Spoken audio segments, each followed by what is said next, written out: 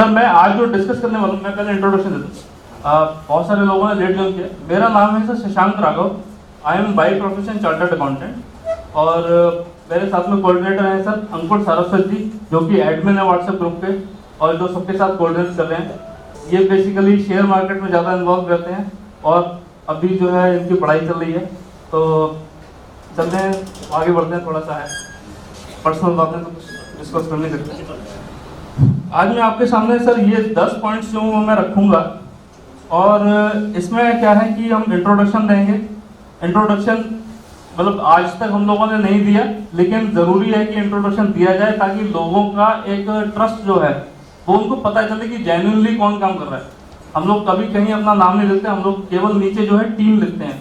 जब कोई particular message जाता है तो हमारा नाम जाता है, नहीं तो कोई भी जनरल मैसेज के नीचे टीम जाता है, क्योंकि ये टीम वर्क है। ये बिना आपके हाथ बटाए या मेरे हाथ बटाए नहीं होने वाला, अकेले मेरे से नहीं होने वाला। तो मैं अकेला कुछ नहीं हूँ, आपको साथ में रहना पड़ेगा तब कुछ हो पाएगा। तो इसलिए मैं थोड़ा सा इंट्रोडक्शन दूंगा, फिर इंसॉल्वेंसी रेजोल्यूशन प्रोसेस के बारे में बताऊंगा। आपके पास मैं बताऊंगा कि इंसॉल्वेंसी रेजोल्यूशन प्रोफेशनल का क्या रोल होता है, कमेटी ऑफ क्रेडिटर का क्या रोल होता है और लिक्विडेशन किस तरीके से किया जाता है कंपनी का। ई वोटिंग क्या होती है, क्या ये कंपलसरी है, बहुत सारे क्वेश्चंस आते हैं। रोल क्या है ऑथराइज्ड रिप्रेजेंटेटिव का, ऑथराइज्ड रिप्रेजेंटेटिव का रोल क्या है। वोटिंग राइट्स कैसे होते हैं, कैलकुलेट कैसे करते हैं। बहुत सारे लोगों का कहना है कि मैंने इतना लाख रुपए दिया और फिर पता चला मेरे पास तो केवल 0.02% आया, तो 0.02% का क्या मतलब है। तो अगर 100 रुपए बटेंगे तो क्या मुझे 2 पैसा मिलेगा। तो उन्होंने कहा इसे आप पैसे में मत मानो, इसे आप ये मानो कि आपका वोटिंग राइट है। तो पैसा जो बटेगा वो ठीक है, परसेंटेज वाइज जो भी होगा, लेकिन अभी एटलीस्ट केवल वो वोटिंग राइट है, उसे केवल वोटिंग राइट तक सीमित रखो, क्योंकि इसके बाद फिर से वेरिफिकेशन होता है आपके क्लेम्स का। तो इसके बाद मैं आपको बताऊंगा कि अर्थ इंफ्रास्ट्रक्चर का क्या स्ट्रक्चर है कंपनी का और अर्थ आइकॉनिक का क्या स्ट्रक्चर है। तो इसमें हम लोग कहाँ स्टैंड करते हैं ये मैं आपको बताता हूँ। पहले मैं इंट्रोडक्शन से शुरुआत करता हूँ। इंट्रोडक्शन देना इसलिए जरूरी है कि लोग समझें कि कितने लोग साथ में चल रहे हैं, ताकि ऐसा ना लगे कि केवल यहाँ पे जितने लोग हैं बस वही साथ में हैं, बहुत सारे लोग और भी हैं जो साथ में हैं। ऐसा नहीं है कि अर्थ आइकॉनिक इंफ्रास्ट्रक्चर प्राइवेट लिमिटेड अलग कंपनी हो गई है तो उसको अलग कर दिया जाएगा, ऐसा कुछ नहीं है, क्योंकि सारे प्रोडक्ट साथ में चलेंगे, बायर्स सारे इकट्ठे रहने वाले हैं। हो सकता है प्रोसेस अलग अलग चल रहा हो सकता है कोर्ट में पिटीशंस अलग तरीके से मूव होती हो, लेकिन जब इकट्ठे रहेंगे तो हमेशा कुछ ना कुछ आपको संभावना बनी रहेगी कि आपको नुकसान आप बचा सकते हैं। तो ये मैं आपको इंट्रोडक्शन दे दूं, ये बहुत शुरू से ही है इंट्रोडक्शन। अर्थ इंफ्रा बायर ग्रुप नाम से हम लोगों ने जो है एक स्टार्ट किया था कि जो भी ग्रुप होगा उसका नाम ये रहेगा। तो अर्थ इंफ्रा बायर ग्रुप, जिसके नाम से आपका 62 वाला एड्रेस है नोएडा का, तो ये ग्रुप हम लोगों ने फॉर्म किया था। व्हाट्सएप ग्रुप को हम लोग इसी नाम से जानते हैं। बहुत लोग नहीं जानते, बहुत लोग कंफ्यूज होते हैं कि इतने सारे नाम कहाँ से आते हैं, मुझे समझ में नहीं आता। तो इसलिए उन लोगों को समझाने के लिए है। और अर्थ इंफ्रा बायर्स ग्रुप से जो है आपकी 2 एसोसिएशन हमने फॉर्म करी, अर्थ विक्टिम्स एसोसिएशन और प्रॉपर्टी ओनर्स वेलफेयर एसोसिएशन। दोनों में डिफरेंस ये है कि अर्थ विक्टिम्स एसोसिएशन आपकी हर क्रिमिनल प्रोसीडिंग को रिप्रेजेंट करती है 30,000 कोर्ट में, और प्रॉपर्टी ओनर्स वेलफेयर एसोसिएशन आपकी रजिस्टर्ड एक सोसाइटी है जो कि कंज्यूमर फोरम में फाइलिंग के लिए बनाई गई थी। उसके बाद फिर 30,000 में एक ऑर्डर आया कि आप मुझे, विनोद कुमार जी का ऑर्डर था कि आप मुझे लिस्ट दीजिए कि प्रोजेक्ट वाइज एसोसिएशन कौन कौन सी हैं। प्रोजेक्ट वाइज एसोसिएशन बनाने के लिए उन्होंने बोला, तो हम लोगों ने फिर उसके बाद इसको फिर डिवाइड किया project wise. Project wise divide करने से क्या हुआ कि सारे प्रोजेक्ट्स डिवाइड तो हो जाते हैं। अर्थ वालों का भी जो जो मेन मोटिव था वो ये था कि बायर्स डिवाइडेड रहे, उनके अंदर ये भाव रहे कि भाई मैं सफायर का हूँ, आप टेक 1 के हो, आप टाइटेनियम के हो, आपके में कुछ नहीं बना है, आपके में थोड़ा बना है, आपके में बहुत कुछ बना है, तो आप लोग साथ में नहीं रह सकते। जबकि ऐसा कुछ भी नहीं है, प्रॉब्लम सेम है, पैसा गायब हुआ है, सबका गायब हुआ है, प्रॉब्लम आने वाली है, सारे लोगों को प्रॉब्लम आने वाली है। तो कोई भी चीज, कोई भी प्रोसेस इजी नहीं है। यहाँ पे सफायर कोड की एसोसिएशन बनी, टेक 1 की बनी, टाइटेनियम की बनी, आइकॉनिक गुड़गांव की बनी, स्काई गुड़गांव की बनी और ये ग्रेशिया की बनी। तो ये सारे जो मेंबर्स थे, ये सारे के सारे मेंबर्स जो थे वो प्रॉपर्टी ओनर्स वेलफेयर एसोसिएशन के मेंबर्स थे, जिन्हें हम लोगों ने गाइड करके उन्हें बोला कि आपको किस तरीके से काम करना है, क्योंकि हम ऑलरेडी रिसर्च करके कि इस केस में आगे क्या डेवलपमेंट हो सकता है, उसके लिए हमें क्या करना चाहिए। तो हम लोगों ने रजिस्टर्ड प्रोजेक्ट एसोसिएशंस को हमने आगे बढ़ाया और उसके बाद हमने सबको बोला कि आप आइए और काम कीजिए। पहले शुरू में क्या होता था, 2 साल पहले की बात बता रहा हूँ, गुड़गांव वाले जो थे वो बिल्कुल अलग चलना चाहते थे। वो कहते थे नोएडा से हमें कोई लेना देना नहीं है, नोएडा वाले बहुत कम इन्वेस्टमेंट है उनका, हमारा ज्यादा इन्वेस्टमेंट है, तो हम ज्यादा जो है चिंतित हैं अपने पैसे के लिए, वो लोग कम चिंतित हैं। तो ऐसा कुछ भी नहीं था। हम लोगों ने इलाकासा बायर्स एसोसिएशन जो थी दिग्विजय सिंह जी की, हम उनसे मिलने गए। हमने कहा सर आपके क्या इश्यूज हैं, आप साथ में काम कीजिए। तो उन्होंने कहा कि मेरा आपके पास पूरा सपोर्ट है और मेरे पास अगर कोई व्यक्ति आएगा तो मैं आपकी तरफ उसको भेजूंगा कि भैया आप उनसे बात कर लो, इलाकासा का कोई मेंबर आएगा तो आप उनसे मेरा नंबर दे देना, ताकि हम लोगों की एसोसिएशन मजबूत होना शुरू हो। और एक एसोसिएशन, एक संगठन जो है वो जब मजबूत होगा तभी अपनी बात जो है पावरफुल तरीके से सामने रख पाएगा कोर्ट में। तो हम लोगों ने फिर कोपिया एसोसिएशन से बात करी। कोपिया एसोसिएशन वाले भी वो अलग ही रहते थे बिल्कुल। फिर धीरे धीरे उन्हें एहसास हुआ कि नहीं, सबका साथ जरूरी है। अभी अर्थ वाले केस में जो है कोपिया वालों ने यही कहा है कि भाई जब 5 प्रोजेक्ट इसमें इन्वॉल्व हैं, जब 5 प्रोजेक्ट साथ में रहेंगे तभी इसका रेजोल्यूशन संभव है, नहीं तो नहीं हो सकता। तो we have successfully united 4 out of 5 projects. टाउनी वालों से बात चल रही है कि भाई आप अपना अलग नाम प्रपोज मत करो, वो सारी सेपरेट कहानी है। सेम प्रेजेंटेशन जो है वो अर्थ वाली मीटिंग है 2 बजे से, उसमें भी रहने वाली है। फिर हम लोगों ने, आपको बता दूं, एक जो अर्थ विक्टिम्स एसोसिएशन की तरफ से है वो 111 FIR है। तो इसमें FIR वाइज भी लिखा हुआ है, अगर आप देखेंगे तो हम लोगों के जो कॉन्टेक्ट हम लोगों ने वहाँ पे स्टेटमेंट भी कराए हैं UW में काफी लोग हैं। तो 43 में ये आपके प्रोजेक्ट्स हैं, 112, 113, 111 इस तरीके की FIR हुई। ये 179 FIR हुई, इसमें आज तक कुछ भी नहीं हुआ है। तो इस तरीके का पूरा हमारा चार्ट है कि कौन सी एसोसिएशन कहाँ काम कर रही है। तो अगर आप इस बॉडी से जुड़े हैं या इस बॉडी से जुड़े हैं तो ये ऑटोमेटिकली आपको यहाँ डायरेक्ट कर देगी।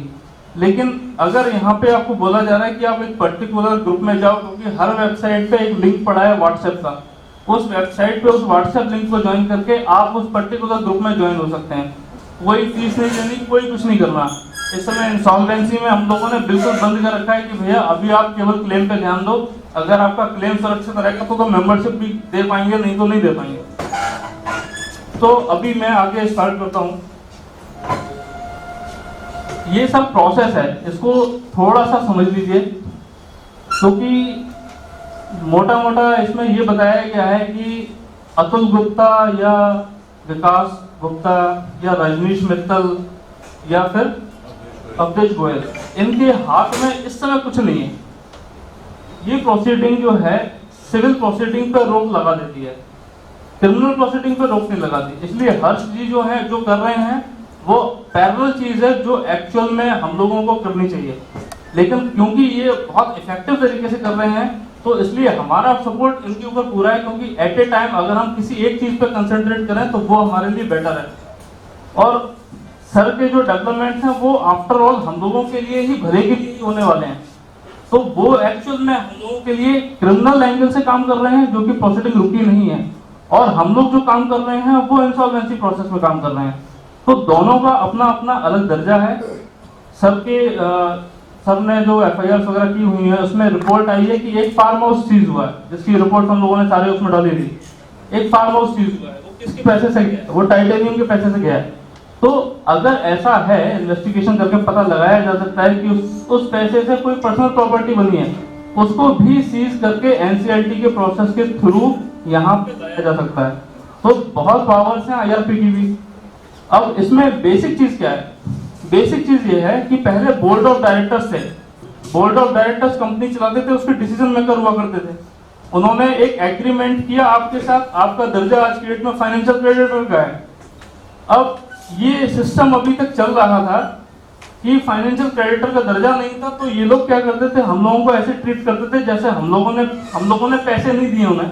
हम लोगों ने कुछ अपना एक टिश्यू पेपर जो है वो उनको दे रखा है और उन्होंने कचरे के डब्बे में डाल दिया है। तो वो हम लोगों को ऐसे ट्रीट करते थे कि भाई आपके पास तो पावर ही नहीं है, आप जो मर्जी कर लो मेरे खिलाफ, आप कुछ कर ही नहीं पाओगे क्योंकि आपका तो कोई दर्जा ही नहीं है। हुआ क्या कि रिसेंट अमेंडमेंट में फाइनेंशियल क्रेडिटर बना दिया गया सारे बायर्स को। अब एक फाइनेंशियल क्रेडिटर ने, अनिल महेंद्रू जी हमारे केस में है, दीपक खन्ना अर्थ के केस में, तो अलग अलग चीजें हैं। एक फाइनेंशियल क्रेडिटर ने पिटीशन मूव करी नेशनल कंपनी लॉ ट्रिब्यूनल में। उसके बाद क्या हुआ कि वो सारी प्रोसीडिंग्स रुक गई। अब ये रूलिंग ये कहती है कि भाई मैं एक अपना ऑफिसर अपॉइंट करूंगी, कोर्ट कहती है कि मैं एक अपना ऑफिसर अपॉइंट करूंगी और पुराने सारे डायरेक्टर्स को रिमूव कर दूंगी, सब सस्पेंडेड हो जाएंगे, उनका कोई अधिकार नहीं रहेगा, बोर्ड ऑफ डायरेक्टर जो है वो सस्पेंडेड हो जाएगा। उसको इवन इतना भी राइट नहीं है कि वो कंपनी के ऑफिस में कदम भी रख सके या कंपनी का कोई भी डेटा मिसयूज कर सके। वो सब की चीजें अलग अलग हैं, क्रिमिनल एंगल से अलग हैं, लेकिन प्रोविजनली ये लोग सस्पेंडेड हैं, इनका कोई मतलब नहीं है, ये जिंदा है मुर्दा है, हमारे लिए बराबर है। अब उन्होंने एक आरपी बिठा दिया, रेजोल्यूशन प्रोफेशनल, जिसके अपॉइंटमेंट से पहले इसको इंटरिम रेजोल्यूशन प्रोफेशनल कहा जाता है, आईआरपी। फिर वो आपसे मांगता है कि मेरा प्रपोजल है कि भाई मैं काम करूं, फिर आप उसको अप्रूव करते हो तो वो रेजोल्यूशन प्रोफेशनल कहता है।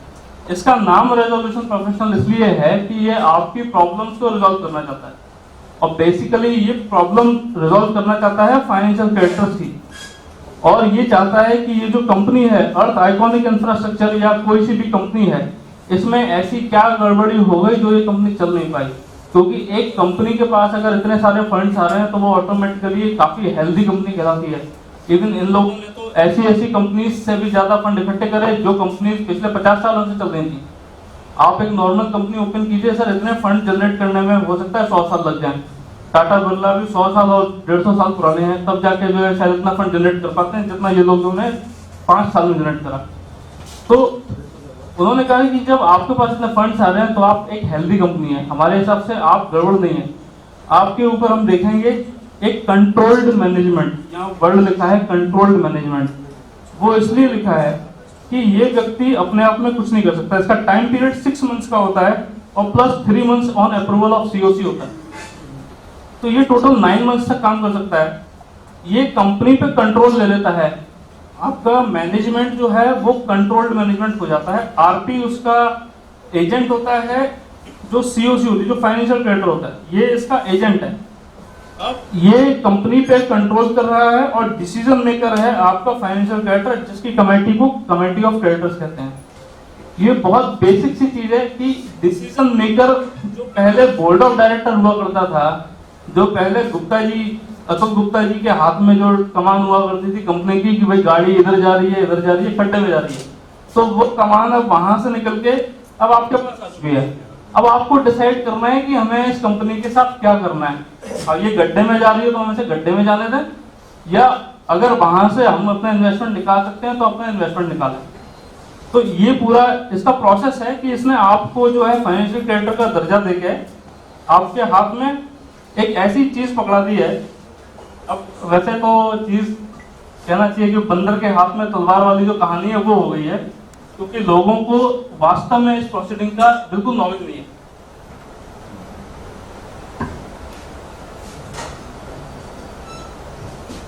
मैं आज जो आपको बता रहा हूँ शायद उसके बाद आपको कुछ नॉलेज हो जाए। बहुत मुश्किल से उसके जो भी प्रोविजंस थे उनको निकाल के मैंने उनको बहुत सिंपल भाषा में रखा है। हो सकता है कहीं पे थोड़ी बहुत गलती हो गई हो, लेकिन मोटा मोटा आपको समझ में आ जाएगा कि आपके हाथ में जो पावर है वो बहुत ज्यादा पावर है। ये रेजोल्यूशन प्रोफेशनल का रोल होता है सर। ये क्लेम्स कलेक्ट करता है, आपकी लिस्ट बनाता है कि कितने फाइनेंशियल क्रेडिटर्स हैं, कमेटी ऑफ क्रेडिटर्स बनाता है, आपके डिसीजंस आपसे कोई भी चीज पूछ के करता है। ऐसा नहीं है कि अपनी मर्जी से कुछ भी कर देगा। अगर उसको 1 रुपए का भी पेमेंट करना है, एक्सेप्शन है, थोड़ी सी पावर्स होती हैं, अगर उसे कोई मेजर पेमेंट करना है तो वो आपसे पूछेगा कि क्या मैं 1 लाख रुपए फलाना के अप्रूव कर दूं। आप कहोगे हाँ जी अप्रूव कर दूं, तो वो उसको पेमेंट हो जाएंगे।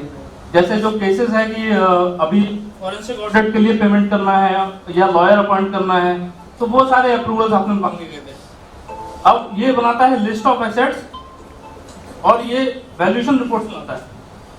वैल्यूएशन रिपोर्ट्स क्या होती हैं कि अगर कंपनी के पास कोई प्रॉपर्टी है तो उसका कितना वैल्यूएशन आ रहा है। एक वैल्यूएशन जो है एक वैल्यूअर करता है। वो गवर्नमेंट के पास रजिस्टर्ड होते हैं, वो भी प्रोफेशनल्स होते हैं, चार्टर्ड अकाउंटेंट्स की तरह भी अलग अलग तरीके के लोग होते हैं, तो वो वैल्यू करते हैं उस लैंड की जो कि TZ6 में है, वो लैंड की वैल्यू करेंगे जो कि हमारे केस में है, और उसको बताएंगे कि वो कितने करोड़ की है, या उससे कितने रिकवरी हो सकती है, या कितनी उसकी लंबाई है, आसपास का रेट क्या चल रहा है। तो वो एक मार्केट रेट के लिए वो चीज करते हैं। ये सारी चीजें जो है, ये सारी चीजें नेशनल कंपनी लॉ ट्रिब्यूनल में रिपोर्ट होती हैं। ऐसा नहीं है कि IRP सारी रिपोर्ट दबा के अपने पास रख लेगा, ये सारी रिपोर्ट आपके साथ भी शेयर करेगा, और नेशनल कंपनी लॉ ट्रिब्यूनल में भी इस चीज को ये सबमिट करेगा कि क्या क्या रिपोर्ट आई है, फाइनेंशियल क्रेडिटर कितने हैं, कमेटी ऑफ क्रेडिटर्स जो है वो कितनों की बनी है, क्या क्या डिसीजंस लिए गए हैं। और फाइनेंशियल क्रेडिटर का अभी लेटेस्ट अमेंडमेंट है कि 90 डेज तक ही क्लेम फाइल कर सकते हैं, उसके बाद आपका क्लेम रिजेक्ट कर दिया जाएगा। ये रियल एस्टेट बायर्स के केस में भी एप्लीकेबल है। और हम लोगों का प्रोसेस क्योंकि इस अमेंडमेंट से पहले स्टार्ट हो गया था, तो इसलिए हम लोगों पे ये लागू नहीं हो पाया। और इवन अगर लागू भी हो जाता तो भी हम लोगों ने ऑलरेडी रिक्वेस्ट कर रखी थी कि जब तक क्लेम आएंगे तब तक आप एक्सेप्ट करोगे, आप कोई भी क्लेम रिजेक्ट नहीं करोगे, नहीं तो हम एनसीएलटी चले जाएंगे। तो जो भी क्लेम जब तक फाइल किया जाता है वो तब तक उन्होंने प्रोसेस को करा। और लास्ट अप्रूवल मेरे ख्याल से लास्ट डेट जो है अभी 30 अक्टूबर से रखी है उन्होंने, तो लास्ट डेट निकल चुकी है। तो जो लास्ट डेट थी उनकी, जब रेजोल्यूशन प्लान सबमिट होने लगे, resolution plan submit expression of interest आया, तब तक उन्होंने सारे क्लेम सेटलमेंट करे। और अब बहुत कम ऐसे क्लेम्स होंगे जो रह गए होंगे, मैक्सिमम लोग आ चुके हैं। बहुत सारों का ट्रांसफर केस था, तो बहुत सारे लोग किसी और प्रोजेक्ट में ऑलरेडी ट्रांसफर हो चुके थे, तो वो लिस्ट भी हम लोगों ने सारा डेटा बायर्स का हमने ऑलरेडी योगेश जी के साथ शेयर कर रखा है। उन्होंने पूरी जो लिस्ट थी बायर्स की, उसमें मोबाइल नंबर्स थे, उन सब पे रेगुलर बेसिस पे नंबर्स पे मैसेज गए हैं कि आपको क्लेम फाइल करना है, कंपनी IBC के अंदर है, आपको क्लेम फाइल करना है। तो वो 2 बार 3 बार सबके पास मैसेज गए हुए हैं जितने भी लोगों ने क्लेम फाइल नहीं किया। ये सर आपका रोल है, ये आपको देखना है, ध्यान से पढ़ना है, बहुत धीरे धीरे, बहुत छोटा छोटा लिखा हुआ है। ये आपका रोल है, ये आपके हाथ में पावर है। ये मैं इंडिविजुअल आदमी यहाँ पे खड़ा होकर मैं बस समझा सकता हूँ, मेरे हाथ में बहुत कम पावर है, आपके हाथ में बहुत कम पावर है, इंडिविजुअल बेसिस पे बहुत कम पावर्स हैं, लेकिन अगर साथ में मिलकर करेंगे तो ये बहुत बड़ी पावर है। आप कंपनी के बिहाफ पे डिसीजन ले रहे हैं, एक तरह से कंपनी के लिए, अबाउट द कंपनी, कंपनी के लिए डिसीजन ले रहे हैं। आप ये देख रहे हैं कि इस कंपनी का क्या फ्यूचर है, क्या होना चाहिए इस कंपनी का। आप रेजोल्यूशन प्लान जो आएंगे उनको अप्रूव करने की आपके पास पावर है, आपके पास रेजोल्यूशन प्लान सबमिट करे जाएंगे। ये ऊपर नीचे हो गया थोड़ा, सबमिशन ऑफ रेजोल्यूशन प्लान आपके पास किया जाएगा, उसके बाद आप अप्रूवल करेंगे कि भाई ये आपका रेजोल्यूशन प्लान है। कोई बिल्डर आएगा, मान लो 3 कंपनी में से कोई आता है, वो कहता है कि जी मैं आपका लैंड में खरीदना चाहता हूँ और मैं आपके क्लेम के पैसे देना चाहता हूँ। आप लोगों को लगता है कि पैसे ले लेने चाहिए, आप पैसे लेके आपका काम खत्म हो गया, आपने अप्रूव कर दिया। कोई और आता है, वो कहता है नहीं जी मैं कंस्ट्रक्शन करूंगा, आपको लगेगा कि भाई कंस्ट्रक्शन बेटर है, आप सब लोग मिलकर जो डिसाइड करोगे वो वहां पे वो सबमिट होगा। तो वो दोनों अलग अलग चीजें हैं और ये सारा आपके पास है। अब रेजोल्यूशन प्रोफेशनल इसके साथ में इसलिए है क्योंकि एक्चुअल में रेजोल्यूशन प्रोफेशनल आपका ही एक्सटेंशन है जो लीगली उन चीजों को एप्लीकेबल कर रहा है। रेजोल्यूशन प्रोफेशनल क्या करेगा, कंपनी की देखभाल करेगा, he is the care taker of the company. वो सारी एसेट्स को ध्यान से रखेगा, उनका वैल्यूएशन करेगा कि कौन कौन सी एसेट्स रिकवर हुई हैं और उन सबको संभाल के रखेगा, उन सबको सीज करेगा, सीज करने का प्रोविजन है। वो ऑफिसर है एनसीएलटी का, ये सब जानते हैं। ये बहुत मेन काम है, फॉरेंसिक ऑडिट एंड वैल्यूएशन। वो फॉरेंसिक ऑडिट करा के ये चेक करवाएगा कि इस कंपनी में जहां पे इतने सारे करोड़ रुपए इकट्ठे हो रहे थे तो वो रुपए कहाँ चले गए, वो रुपए कहाँ ट्रांसफर हो गए, किसकी जेब में चले गए, जो एक कंपनी का इतनी बुरी हालत हो गई कि वो एक बायर के 5 लाख या 10 लाख रुपए भी देने की सक्षम नहीं है, उसमें दम नहीं बची कि वो कुछ भी कर पाए, अपने खर्चे उठा पाए। इवन उस कंपनी में तो एक भी पैसा नहीं रिकवर हुआ कि रेजोल्यूशन प्रोफेशनल की फीस तक निकल जाए। तो कहाँ क्या ऐसा हो गया कि भाई वो कंपनी जो थी, जो आसमान छू रही थी, वो एकदम गड्ढे में अंदर चली गई। Report to COC and NCLT, इस तरीके की जितनी भी रिपोर्ट्स को बनाएगा वो सीओसी को भी देगा, सीओसी के साथ भी शेयर करेगा और एनसीएलटी के साथ भी शेयर करेगा।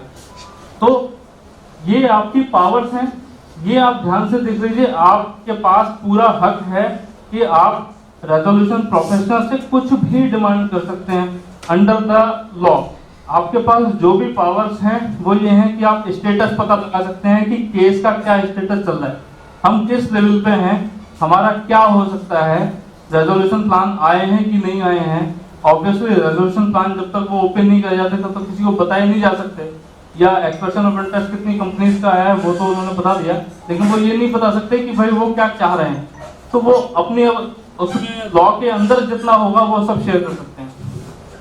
अगर ये प्रोसेस फेल होता है, अब मैं बात कर रहा हूँ बिल्कुल अपोजिट, जो कि बहुत खराब बात है, लेकिन समझाना जरूरी है ताकि कल को कोई भी व्यक्ति मिसलीड ना कर सके। आपको नॉलेज होगी तो आप मिसलीड नहीं होगे, आपको पता होगा कि हम कहाँ जा रहे हैं। अगर ये सारा प्रोसेस फेल होता है तो आईआरपी 270 दिन के बाद कंपनी के लिक्विडेशन के लिए रिकमेंड कर देगा। कंपनी का लिक्विडेशन का मतलब है कंपनी खत्म, आपका एग्रीमेंट जो है वो वॉइड हो गया। आप अब जो फाइनेंशियल क्रेडिटर्स थे, आपके पास पावर थी, आप फाइनेंशियल क्रेडिटर बन के भी कुछ नहीं कर पाए और उसके बाद कंपनी में जान ही नहीं थी, उसने अपने प्राण त्याग दिए वहीं पर, तो अब वो लिक्विडेशन में चली गई। अब लिक्विडेशन का ये प्रोसेस है, देखिए थोड़ा सा अटपटा है, हो सकता है इसको अमेंडमेंट आ जाए। थोड़ा सा अटपटा इसलिए है कि इसमें केवल वही क्लेम्स माने जाएंगे जो कि इंसॉल्वेंसी रेजोल्यूशन प्रोसेस के अंडर फाइल होंगे, नया क्लेम नहीं आएगा कोई। लेकिन प्रोविजन यह है कि इसमें फिर से दोबारा से क्लेम फाइलिंग करी जाएगी एक लिक्विडेटर के पास जो कि अपॉइंट होगा। स्टेप 1 है कि filing of claims again to the appointed liquidator in a different form, उसका फॉर्म अलग होता है, वो प्रोसीडिंग अलग एक्ट में होती है। ये बहुत टेक्निकल है लेकिन फिर भी इसमें अलग तरीके से फाइलिंग होगी। और उसके बाद स्टेप 2 है कि लिक्विडेटर दोबारा से उन एसेट्स की वैल्यू करेगा। अब दोनों में अंतर समझिए, जो आईआरपी है वो वैल्यूएशन इस बेसिस पे कर रहा था कि हाँ ये कंपनी रिवाइव हो जाएगी तो इस एसेट्स की क्या वैल्यू रहेगी। अब लिक्विडेटर जो है वो इस बेसिस पे वैल्यूएशन करेगा कि ये कंपनी खत्म होने वाली है, अगर मैं ये एसेट बेचूंगा तो मुझे कितना मिलेगा। तो दोनों का जो ऑब्जेक्टिव है दोनों का अलग अलग है। एक जगह कंपनी खत्म हो रही है, दूसरी जगह कंपनी रिवाइव होने के चांसेस हैं।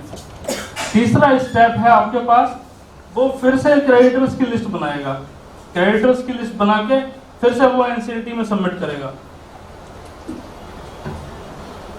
और फिर उसके बाद वो सारी एसेट्स को बेचना शुरू करेगा। अर्थ आइकॉनिक इंफ्रास्ट्रक्चर के केस में जो एसेट्स है वो केवल आपकी लैंड है। अब liquidator will distribute the cell proceed amount, वो एसेट्स बेच के कितना पैसा मिलेगा वो किस तरीके से बंटता है, ये स्टेप 5 में है कि वो कैसे बटेगा। लिक्विडेटर फिर जो है, जो अगर ज्यादा पैसा बचा रह जाता है, आपके क्लेम भी आपके सेट ऑफ हो गए, उसके बाद ज्यादा पैसा बच गया या कोई भी एसेट्स रह गई बिना बिकी, ये बहुत इंपॉर्टेंट चीज है सर, ये आपको समझने की जरूरत है कि अगर कुछ भी बच गया या कुछ भी नहीं बिका तो वो ऑटोमेटिकली 2 साल के बाद, जहां तक मैं सही हूं 2 साल के बाद वो ऑटोमेटिकली गवर्नमेंट ऑफ इंडिया को ट्रांसफर हो जाएगा।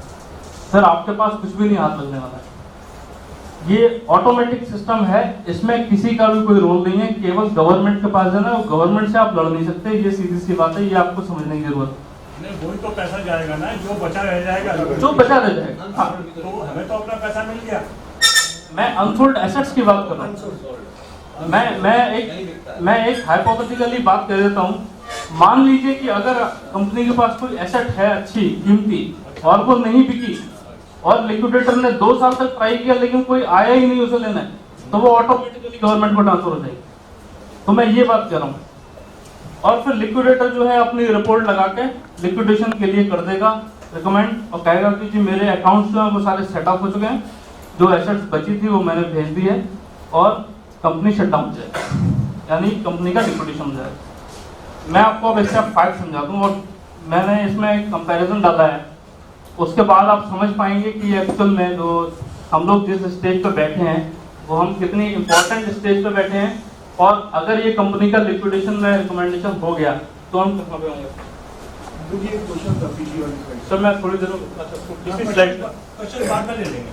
मैं क्वेश्चन बाद में लूंगा, आप मुझे बता दीजिएगा स्लाइड। ये क्वेश्चन तो भूल जाएंगे, नोट कर ले कागज पे। हो सकता है।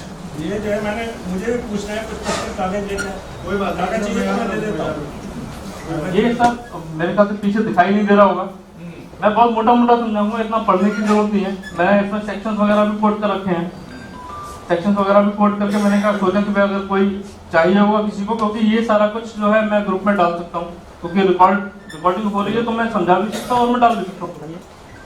आप फोटो भी लेना चाहते हैं तो फोटो भी ले सकते हैं, कोई दिक्कत नहीं है। ये सब प्रोविजंस हैं, आई थिंक वो ऊपर कुछ ज्यादा ही हो गया, मैं थोड़ा सा करेक्ट कर देता हूँ।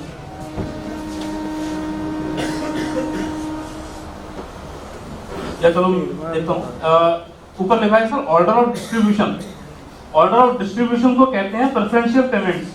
प्रेफरेंशियल पेमेंट्स मतलब कि किसको प्रेफर करा जाएगा अगर कोई पैसा रिकवर होता है तो कौन पहले प्रायोरिटी पे रहेगा। ये लिक्विडेशन है सर, ये इंसॉल्वेंसी प्रोसेस है। आप एक रेड एरो देख रहे हो और एक ग्रीन एरो देख रहे हैं। अभी तक आईबीसी में एनसीएलटी ने ये डिसाइड नहीं किया है कि financial creditors are secured creditors, ये अभी तक डिसाइडेड नहीं है, ये जजमेंट होना है, अभी पेंडिंग है। हम लोगों का मानना ये है कि हमें सिक्योर्ड क्रेडिटर का दर्जा मिलना चाहिए, और अभी वो पेंडिंग है, उस पर कोई चर्चा नहीं। आज के स्टेटस के हिसाब से हो सकता है कल अमेंडमेंट आ जाए, तो इसलिए मैं कह रहा हूँ आज के स्टेटस के हिसाब से ये गवर्नमेंट है सर दूसरे नंबर पे, ये सिक्योर्ड क्रेडिटर्स है सर पहले नंबर पे। सिक्योर्ड क्रेडिटर को पैसा मिलेगा लिक्विडेशन की स्टेज में। दूसरे नंबर पे गवर्नमेंट अपना ड्यू रिकवर करेगी, खूब अच्छे से बना के ये लोग ड्यू रिकवर करते हैं, और सबसे लास्ट में आएंगे तब जाके आपका क्लेम आता है। ये लिक्विडेशन की स्टेज है, यानी जब इन सब लोगों को, जिसमें एम्प्लॉइज की सैलरी भी शामिल है, जिसमें भाई उसको कोई हॉलीडे एक्सपेंस देना था वो भी शामिल है, कोई पीएफ का पैसा है वो भी शामिल है, कुछ भी है, सम्स पेबल फॉर इन्वेस्टिगेशन, जो इन्वेस्टिगेशन हुई उसका भी पैसा शामिल है, लिक्विडेटर के भी एक्सपेंसेस शामिल हैं, ये सारे खर्चे मिटाने के बाद अगर कुछ मिलेगा तो तब उसके बाद आपका क्लेम आएगा। ये लिक्विडेशन की स्टेज है। और क्योंकि आईपीसी एक स्पेशल एक्ट था और गवर्नमेंट ने ट्राई किया था कि भाई पहले कंपनी रिवाइव होनी चाहिए, तो इस प्रोसेस में आप देखेंगे ये जो कॉस्ट है इंसॉल्वेंसी की उसको ऊपर रखा है, उसके बाद सिक्योर्ड क्रेडिटर को रखा है, उसके बाद अगर कोई एम्प्लॉइज का ड्यू है उसको रखा है, उसके बाद आपका क्लेम आता है, और गवर्नमेंट ने अपना क्लेम जो है उसके नीचे रखा है। मतलब गवर्नमेंट ने आपको उस लेवल से उठा के यहाँ पे अपने ऊपर बिठा रखा है। आप ये डिफरेंस देख सकते हैं कि इसने कितना डिफरेंस कवर करा है आपका इस प्रोसेस में। तो मैं ये मानता हूं कि अगर आप इस पोजीशन पे हैं, गवर्नमेंट के ऊपर पोजीशन पे हैं, तो एटलीस्ट हमें एक ऐसा अपने लिए ही कोशिश करनी चाहिए कि हमारा नुकसान ना हो, और मैं उम्मीद करता हूं कि हमारा नुकसान नहीं होगा और हम लोग इस केस को सक्सेसफुली अपने क्लेम्स को रिकवर कर पाएंगे। मेरा अभी तक ये मानना है। अभी तक मुझे ये शक हो रहा था कि इस लैंड को लेने कौन आएगा, क्योंकि और भी आसपास में बहुत सारी लैंड्स पड़ी हैं, तो कोई पर्टिकुलरली ऐसे लैंड पे क्यों वही इंटरेस्ट जताएगा जिसमें इतने सारे बायर्स का क्लेम है, इतनी टांग फंसी हुई है, यूडब्ल्यू में केस चल रहा है। तो फिर भी 3 कंपनीज आएंगी, तो आई एम स्टिल होपफुल कि यहाँ से रेजोल्यूशन होगा। ये ई वोटिंग का प्रोसेस मैं आपको समझा रहा हूँ, मैं जल्दी समझा देता हूँ क्योंकि लोगों को हो सकता है कि नींद आना शुरू हो जाए, तो फिर मैं क्वेश्चन भी ले लूंगा। ये सर ई वोटिंग का प्रोसेस है। E voting is a provision, मैं पढ़ देता हूँ, हो सकता है पीछे ना सुनाई दे रहा, समझ में ना आ रहा हो। E voting is a provision for participation of all creditors in decision making. आप डिसीजन मेकिंग का हिस्सा हैं, आप जो यस या नो कर रहे हैं आप उस डिसीजन मेकिंग का हिस्सा हैं, तो आप अपनी वैल्यू पहचानिए। आपके अंदर जो वैल्यू है आप उसको अंडर एस्टिमेट ना करें। आप डिसीजन मेकिंग कर सकते हैं क्योंकि आप डिसीजन मेकर हैं, कंपनी का क्या होना है ये आपको डिसाइड करना है। आपके द्वारा दिया गया कोई भी वोट वो कंपनी के फ्यूचर को डिसाइड करता है। दूसरा पॉइंट है it is compulsory for all because e voting could decide future of his her investment. ये मेरे ख्याल से बात सबको समझ में आ गई कि आपके इन्वेस्टमेंट का फ्यूचर डिसाइड करता है वोटिंग। और ये लाइन तीसरी वाली सर हमने डाली है, जानबूझ के डाली है क्योंकि हमारी जानी हुई लाइन है ये। हम लोग पहले बहुत निगेटिव थे एनसीएलटी के लिए, बहुत ज़्यादा निगेटिव थे कि भैया कंपनी के पास पैसा नहीं है, सारा पैसा उड़ा लिया, अब क्या होगा। तीसरी लाइन सर ये कहती है to turn the process in a positive direction and in investors favour it is very much compulsory. तीसरी लाइन सर इसीलिए है क्योंकि अगर सारे लोग साथ में रहेंगे तो हम किसी भी प्रोसेस को किसी भी स्टेज पे हम अपने फेवर में टर्न कर सकते हैं। अगर एकजुटता रहती है तो हम एक साथ किसी भी दिशा में चल सकते हैं, कहीं पर भी जा सकते हैं, हम कुछ भी अचीव कर सकते हैं अगर हमारे पास पावर है और हम एकजुट हैं। तो वो एक कहानी है कि भैया 5 लकड़ियां थी अलग अलग, उनको इकट्ठा मिला दिया, एक एक लकड़ी तो अलग से टूट गई, लेकिन 5 लकड़ियों को इकट्ठा मिला दिया तो वो नहीं टूट पा रही है। तो हमारी जो 5 मुट्ठी वाली कहानी है कि भाई एक एक उंगली अलग हो सकती है, आप उसको कर सकते हो, लेकिन अगर 5 मुट्ठी बन जाए तो मेरे ख्याल से एक पंच बहुत कस के पड़ता है, और पंच जो होता है वो बहुत ही ज्यादा पावरफुल होता है। मुझे याद है सिद्धू जी का पंच किसी को पड़ गया था तो उनका केस चला था लंबा।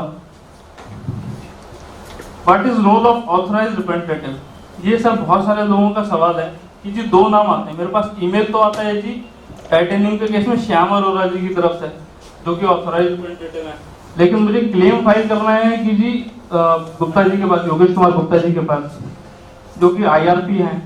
अर्थ के केस में भी सेम चीज है कि भाई ये गुलशन गावा जी कौन है, मुझे गुलशन गावा जी के पास क्लेम फाइल करना है या सुरेंद्र जुनेजा जी के पास क्लेम फाइल करना है।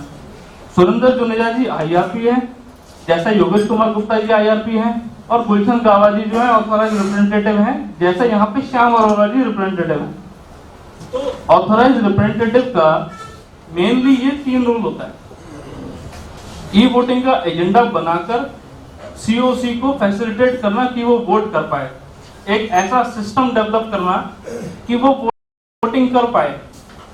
जैसे हमारे केस में जो वोटिंग हुई थी उसमें हम लोगों ने गूगल फॉर्म यूज किया था। एक्चुअल में जब शुरू में प्रोसेस स्टार्ट हुआ था और हम लोग उस फेज में थे कि हम लोग एक दूसरे पे ट्रस्ट नहीं कर पा रहे थे, तो हम लोगों ने कहा कि भैया ये प्रोसेस तो हमारे ऊपर फर्दर बर्डन बनेगा। तो हम लोगों ने अपनी तरफ से एक इनिशिएटिव लिया। हमने योगेश जी से कहा, हमने कहा सर आप कह रहे हो कि 1 लाख रुपए और 1.5 लाख रुपए लोग चार्ज करेंगे ई वोटिंग का, आप एक काम करो, अभी कोई खर्चा नहीं देना है, हम खुद बैठ के काम करेंगे आपके ऑफिस में, हम खुद एक फॉर्म डिजाइन करके जाएंगे, आपकी ईमेल आईडी पे रहेगा सारा कुछ, आपकी गूगल ड्राइव से वो फॉर्म चलेगा, गूगल फॉर्म, आप उस पर वोटिंग ले लो। हम इस समय किसी भी स्टेज में नहीं है कि हम आपको पैसे दे पाएं, तो इसलिए हम ये 1 लाख रुपए का खर्चा नहीं कर पाएंगे। हम आपके लिए एक वोटिंग फॉर्म बना देंगे जिसमें आप वोटिंग ले सकते हो बिल्कुल सिक्योर तरीके से, जो कि केवल आपके पास आएगी। तो उन्होंने कहा कि जी अगर ऐसा पॉसिबल है तो आप मुझे करके दिखाओ। तो हम लोगों ने वहाँ पे एक गूगल फॉर्म डेवलप करा। हमने उसमें एक ऑप्शन भी डाला कि जब तक कोई बायर अपनी डिटेल नहीं देगा वो आगे नहीं जा सकता, वो भी चीज़ें चली। फिर उसमें फर्दर वेरिफिकेशन के लिए मोबाइल नंबर का वेरिफिकेशन ऐड कर दिया, क्योंकि हो सकता है कि मैं आपकी डिटेल जानता हूँ, हो सकता है मुझे पता हो कि आपने 50 लाख रुपए लगाए हैं, आपका यूनिट नंबर क्या है और टाइटेनियम में आपका इन्वेस्टमेंट है, लेकिन मुझे ये तो नहीं पता होगा कि आपने आईआरपी के पास जो फॉर्म सी भेजा है उसमें आपने मोबाइल नंबर कौन सा डाला है। क्योंकि बहुत सारे लोग होते हैं जो एक मोबाइल नंबर यूज करते हैं अपने टॉकिंग के लिए और दूसरा यूज करते हैं व्हाट्सएप चलाने के लिए, तो मुझे ये तो नहीं पता कि आपने कौन सा मोबाइल नंबर वहाँ पे दिया है।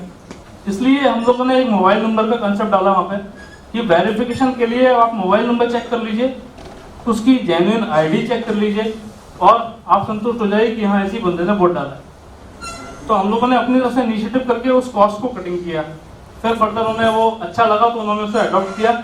अब शायद आके तो चेंज कर रहे हैं, वो कह रहे हैं अब थोड़े से ज़्यादा इंपॉर्टेंट डिसीजन हो रहे हैं, तो इसलिए हम कोशिश करेंगे कि इसको आउटसोर्स करें। तो अब वो देखते हैं कि कैसे करेंगे। और उन्होंने बोला है कि जो अर्थ में जो कंपनी आ रही है, अर्थ इंफ्रास्ट्रक्चर में राइट टू वोट, उसी को सेम लाने की कोशिश कर रहे हैं। तो मैंने उस पर भी एक स्लाइड बनाई है कि उस पर कैसे वोटिंग की जा सकती है। तो ये एजेंडा बनाते हैं एआर और आपको फैसिलिटेट करते हैं वोट करने के लिए। उसके बाद ये वोटिंग रिजल्ट को कलेक्ट करते हैं और ये आईआरपी को सीओसी मीटिंग में रखते हैं ले जाके, क्योंकि फाइनेंशियल क्रेडिटर्स का मैं ऑथराइज रिप्रेजेंटेटिव हूँ और मैं उनके बिहाफ पे ये वोटिंग रिजल्ट जो हूँ आपके पास सबमिट कर रहा हूँ। यानी सीओसी ने क्या डिसाइड किया है, मैं सीओसी के बिहाफ पे आपके पास सबमिट कर रहा हूँ और फिर वो प्रिपेयर करते हैं अपने मिनट्स सीओसी मीटिंग के और उसके बाद सर्कुलेट करते हैं। तो ऑथराइज रिप्रेजेंटेटिव का ऐसा कोई रोल नहीं है कि उसके पास क्लेम फाइल होना है या उसे क्लेम वेरिफिकेशन करना है या उसे आपकी हेल्प भी करनी है, इवन ये भी रोल नहीं है उसका। लेकिन क्योंकि वो एक प्रोफेशनल है तो इसलिए अगर आप लोगों को कहीं कॉल जाता है या कोई क्वेरी जाती है तो वो आपको समझा देता है कि आप परेशान मत हो, आप इस तरह से कर लो। तो वो उनकी अपनी पर्सनल ओपिनियन रहती है, वो काम करना चाहते हैं नहीं करना चाहते, लेकिन लॉ के हिसाब से उन्हें केवल ये 3 काम करने हैं। और ये सारा कुछ जो है इसकी फीस वगैरह सब इवन सारे लॉ में डिफाइन कर रखी है। मेरे ख्याल तो 25,000 रुपए के आसपास की फीस उसमें डिसाइड कर रखी है ऑलरेडी। आईआरपी की फीस बहुत है। हाँ, आईआरपी की फीस हाँ, वो सर काम के हिसाब से देते हैं वो किसने डिसाइड और वो डिसाइड नहीं हो सकती। वो स्टैंडर्ड फीस है जो कोर्ट ने ऑलरेडी डिसाइड कर, सिर्फ आईआरपी की फीस भी तो है कैसे लेके। अब ये सर ये जो मैं आपको बताने जा रहा हूँ ये एक्चुअल में जो बना है वो सर मैंने अर्थ इंफ्रास्ट्रक्चर के लोगों को समझाने के लिए बताया था कि अब आप लोगों को तो वैसे समझ में आ ही गया होगा, मैं आप लोगों के लिए थोड़ा जल्दी कर दूँ। ये सर वोटिंग राइट्स हैं, ये कैसे कैलकुलेट होते हैं। तो वोटिंग राइट जो है वो एक सिंगल बंदे का क्लेम होता है परसेंटेज में, पूरा क्लेम जो कलेक्ट हुआ है उसमें से। कि जैसे अर्थ के केस में मैं एक अप्रोक्स ले लेता हूँ, 708 करोड़ रुपए जो है वो कलेक्ट हुआ था। किसी बंदे ने आपका 25 लाख का क्लेम है तो वो 708 करोड़ के हिसाब से उसका वोटिंग राइट 0.0353% बनता है। अगर वो व्यक्ति किसी भी रेजोल्यूशन पे वोट डालता है, चाहे वो यस करता है, चाहे नो करता है, चाहे एब्सटेन रहता है, तो उसका जो परसेंटेज होगा वो 0.0353 माना जाएगा। ये हमारे टाइटेनियम के केस में थोड़ा ज्यादा रहता है, 0.20, 0.25 इस तरीके के परसेंटेज है, क्योंकि अर्थ में काफी ज्यादा बड़ा क्लेम है। 5,000 बायर्स हैं अभी तक, बायर्स जिन्होंने ये पुरानी सीओसी लिस्ट के हिसाब से 1883 लोगों की लिस्ट में इतना क्लेम हुआ है। तो ये 1883 अभी तक हो चुके थे पास, उसके बाद अभी शायद 2200 हो गए हैं, तो ये फर्दर किया। अब ये कैलकुलेट क्यों किया जाता है? ये सब कैलकुलेट किया जाता है लॉ के हिसाब से 3 चीजें देखने के लिए। 3 चीजें क्या है कि मैं लास्ट से शुरू करता हूं। For approval of special resolution, मतलब कोई रेजोल्यूशन होता है, कंपनी से जो लोग डील करते हैं उन्हें पता है कि उसमें रेजोल्यूशंस आते हैं कंपनीज में, कंपनी मीटिंग्स में रेजोल्यूशन डाले जाते हैं। तो उनके मिनट्स, हो सकता है आप लोगों ने मिनट्स पढ़े हो, उसमें लिखा होता है रिजॉल्व दैट। और बहुत सी बार हम लोगों की जो रेजोल्यूशन में लैंग्वेज रहती है वो भी यही रहती है कि रिजॉल्व दैट, कि भाई so and so, so and so. तो वो एक रेजोल्यूशंस हैं जो कंपनीज एक्ट के हिसाब से जिन्हें रेजोल्यूशंस बोला जाता है। तो वो स्पेशल जो रेजोल्यूशंस होते हैं उनके लिए 66% रखा गया है। ये सारा मैं अभी लॉ के हिसाब से बता रहा हूँ आपको, मैं जजमेंट के हिसाब से नहीं बता रहा हूँ, उसमें थोड़ा सा डिफरेंस है, वो मैं क्लियर करूंगा। कोई सा भी स्पेशल रेजोल्यूशन जो है पास करने के लिए आपको 66% चाहिए। मैं अर्थ का केस इसलिए डिस्कस कर रहा हूँ ताकि आप समझ सकें। टोटल क्लेम अमाउंट जो है वो 708 करोड़ है और उसका हमें 66% चाहिए, यानी 467 करोड़ का टोटल चाहिए। वोटिंग राइट जो चाहिए वो 66% चाहिए। और अगर मैं 1883 जो क्रेडिटर्स हैं उनका मैं एवरेज निकालता हूं, यानी 708 करोड़ डिवाइडेड बाय 1883, तो एवरेज इन्वेस्टमेंट निकल के आता है 37.6 लाख। मैंने केवल एवरेज लिया है क्योंकि सबका अमाउंट बिल्कुल अलग अलग है, तो एक एवरेज से मैं चल रहा हूं। अगर ये एवरेज मैं लेता हूं कि 37.6 लाख एक फाइनेंशियल क्रेडिटर का क्लेम है 1883 क्रेडिटर्स में से, तो हम लोगों को 1242 फाइनेंशियल क्रेडिटर्स चाहिए जिन्हें वोट करना जरूरी है एक रेजोल्यूशन को पास करने के लिए। यस या नो, कुछ भी हो। 1242 लोग जब इकट्ठे होंगे, मेरा ऑब्जेक्टिव ये है समझाने का कि हम 50 लोग तो इकट्ठे हो सकते हैं, मीटिंग कॉल कर ली, 100 लोग आ गए सर, 200 लोग आ गए, लेकिन सर 1242 लोग इकट्ठे करना सर बहुत मुश्किल काम है। तो ये बहुत ज्यादा कॉम्प्लिकेटेड हो गया है लॉ यहाँ पे। इसी तरह से कुछ जनरल रेजोल्यूशन होते हैं, उनके लिए 51% है। तो टोटल 960 लोगों की पास करने के लिए मंजूरी चाहिए। 960 लोग जब एक साथ होंगे तब कुछ हो पाएगा। मैं अकेला कुछ नहीं कर सकता, आप अकेले कुछ नहीं कर सकते। जब सारे लोग मिलकर काम करेंगे, और वो भी कितने सर, 200-300 नहीं, एक व्हाट्सएप ग्रुप की लिमिट 256 होती है, 256 भी नहीं, यानी ऐसे 4-5 ग्रुप चाहिए आपको, 960 फाइनेंशियल कैडर चाहिए। अब अभी हम लोगों ने एक अचीवमेंट किया अर्थतंत्र के केस में कि हम लोगों को मीटिंग कॉल करनी थी।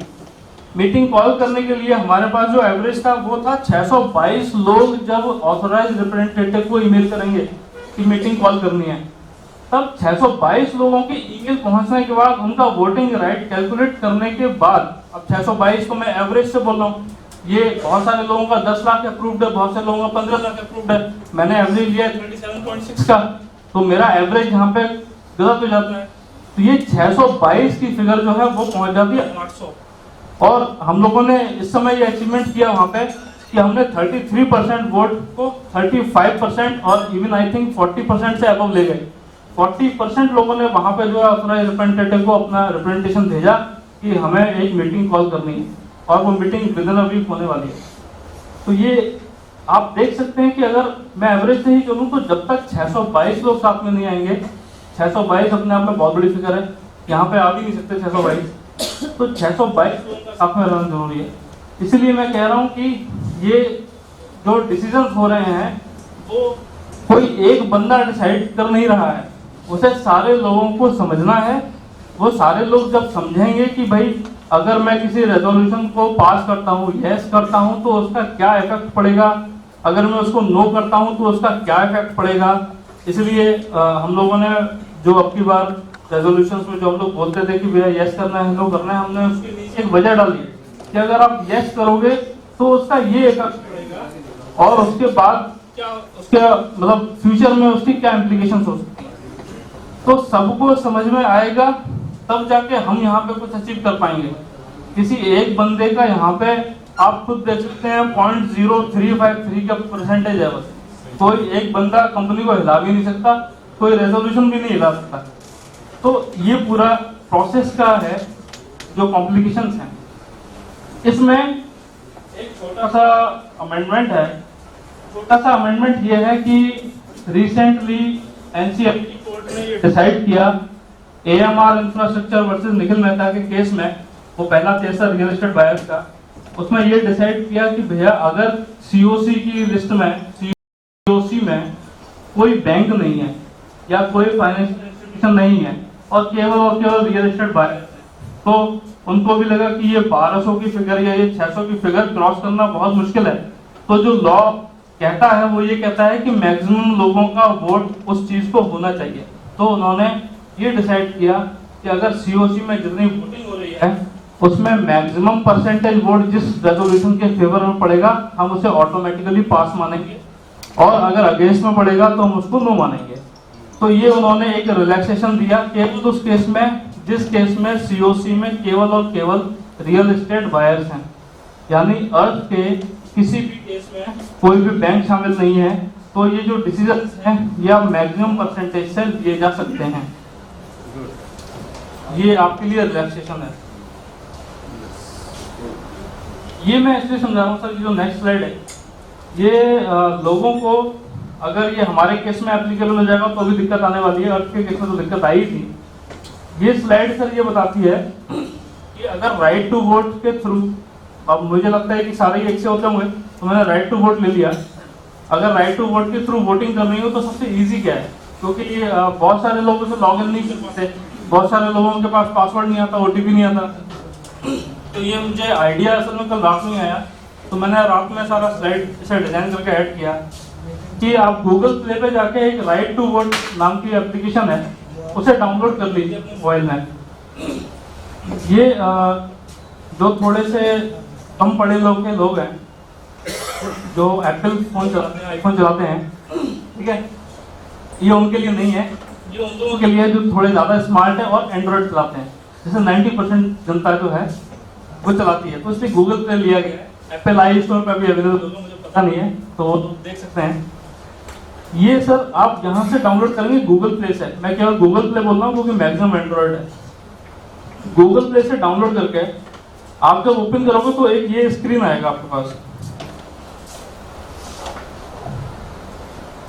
इसका ब्राइटनेस देखो, ब्राइटनेस को बढ़ा, चलो मैं देखता हूँ। तो ये क्योंकि इसका बैकग्राउंड डार्क है तो थोड़ा क्लियर नहीं हो पा रहा है। अभी शायद थोड़ा सा ठीक हो, नहीं है तो मैं फिर बाद में इसको पोस्ट कर दूंगा ग्रुप में।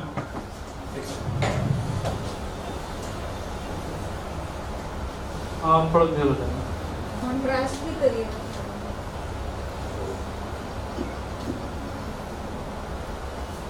है नीचे ईमेल आईडी से लॉगिन है। आप नीचे ईमेल वाले में अपना ईमेल डालेंगे, आपके पास एक ओटीपी जनरेट करने के लिए ये बटन होगा गेट ओटीपी। गेट ओटीपी पे क्लिक करेंगे तो लिख के आएगा जनरेटिंग ओटीपी। यहाँ पे एक टाइमर शुरू हो जाएगा। वो टाइमर के बाद आपके पास ऑटोमेटिकली मेरे पास नोटिफिकेशन आ गया कि मेरा ये कोड है। मैंने ये कोड ईमेल आईडी के नीचे डाला, ईमेल आईडी डाला, मैंने मोबाइल नंबर यूज नहीं करा है। आपको ईमेल आईडी ही यूज करनी है क्योंकि ईमेल आईडी ही रजिस्टर्ड है और ईमेल आईडी से ही वोट डाले जा रहे हैं, मोबाइल नंबर का कोई यूज नहीं है। ईमेल आईडी डाल के मैंने ओटीपी डाला, साइन इन किया, मेरे पास ये विंडो खुल जाएगी। ये मोबाइल एप्लीकेशन है। इस विंडो का जो फायदा है वो मैं आपको ये बताऊं। ये विंडो एक बार लॉगिन मांगते केवल, मतलब कोई भी बच्चा आपका अगर इसे लॉगिन कर देता है एक बार, तो आप जैसे यहाँ से दिखाई नहीं पड़ रहा होगा लेकिन यहाँ पे EIL की सेकंड COC की वोटिंग थी जो कि क्लोज हो चुकी है। ऑटोमेटिकली अगर कहीं से भी आपके पास कोई भी इनविटेशन आएगा तो वो यहाँ पे शो होगा। आपको बार बार कहीं जाके लॉगिन नहीं करना है, केवल एप्लीकेशन खोलनी है और वोट डालना है। तो चाहे वो टाइटेनियम का हो, चाहे वो आपका संतरा का हो, अगर आपको इनविटेशन भेजा गया है तो वो ऑटोमेटिकली यहाँ पे शो होने लगेगा। जैसे मेरा यहाँ पे शो हो रहा है वैसे ही आपको यहाँ पे भी शो होने लगेगा, चाहे वो टाइटेनियम का हो चाहे अर्थ का हो। बहुत सारे लोगों का दोनों में है इसलिए बता रहा हूँ, तो दोनों का अलग अलग हो सकता है। By chance meeting same day पड़ जाएगी तो फिर दिक्कत हो सकती है, तो थोड़ा समझना पड़ेगा। बाकी सब ठीक है, बहुत इजी है। केवल मोबाइल एप्लीकेशन डाउनलोड करनी है आपको और डिस्कस नहीं करूंगा अभी। मैं डिस्कस करूंगा अर्थ आइकॉनिक का स्ट्रक्चर। अर्थ का मैं एक रेफरेंस के लिए मैं ले सकता हूँ। सर ये केस हमारे लिए बहुत लकी केस है। लकी केस इसलिए है कि इन अपराधियों की बुद्धि में पता नहीं कहाँ से कोई शायद छुपा हुआ कुछ कलाकार जाग गया होगा, जो उन्होंने 1 साल पहले इस कंपनी को अपनी पेरेंट कंपनी से अलग कर दिया। तो वो हमारे लिए बहुत अच्छा हो गया क्योंकि किसी भी कॉन्ट्रैक्टर का कोई ड्यू नहीं आ रहा कि केवल बायर्स का 700 बायर्स आई थिंक है, 700 फाइनेंशियल क्रेडिटर्स का ड्यू आ रहा है, वो 160 करोड़ के आसपास का आ रहा है। रिटर्न ऑर्डर अथॉरिटी का कोई ड्यू नहीं आ रहा, वो शायद चर्चा चल रही है, कुछ 50 करोड़ का शायद कुछ अमाउंट चल रहा है, उसमें चर्चा चल रही है, वो अंसल का है। हाँ वो अंसल का है तो वो अंसल को देना है। टैक्स अथॉरिटीज का कोई पैसा नहीं आ रहा था। हम लोग इस समय ऐसी पोजीशन पे हैं कि केवल और केवल हमारा क्लेम खड़ा हुआ है। और सबसे मजे की बात यह है, ऐसे मजा कह लो या इसे हमारा लक कह लो कि हम थोड़े लकी निकले, कि ये जो एसेट है ये डायरेक्ट एसेट्स है अर्थ आइकॉनिक की, कोई भी सब्सिडरी इसमें शामिल नहीं है। ये बहुत हमारे लिए लकी सिचुएशन है कि जो कंपनी आपकी एसेट्स को कंट्रोल कर रही है वही कंपनी पे IRP अपॉइंट हुआ है।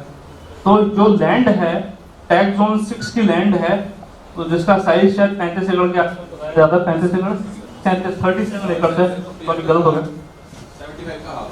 75 का हाफ है, तो 37.5 के आसपास है। 37.5 एकड़ है।